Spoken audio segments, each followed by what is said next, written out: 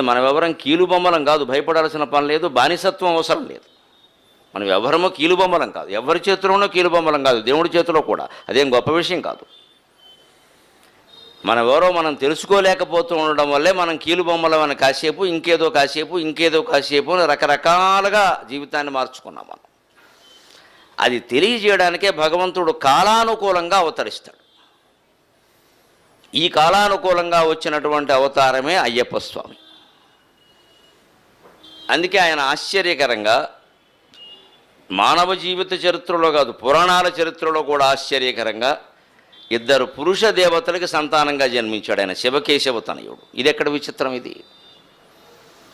దేవతల్లో కూడా ఎవరైనా పుడితే ఓ దేవుడు దేవత ఎవరైనా పుట్టారంటే తల్లి తండ్రి అంటారు. తల్లి సహజంగా స్త్రీ అయి ఉంటుంది, గణపతి దేవుడు, తల్లి పార్వతీదేవి, తండ్రి పరమేశ్వరుడు. స్త్రీ పురుషులే కదా, ఇద్దరు పురుషులు కాదుగా. కుమారస్వామి తల్లిదండ్రులు ఇద్దరు స్త్రీ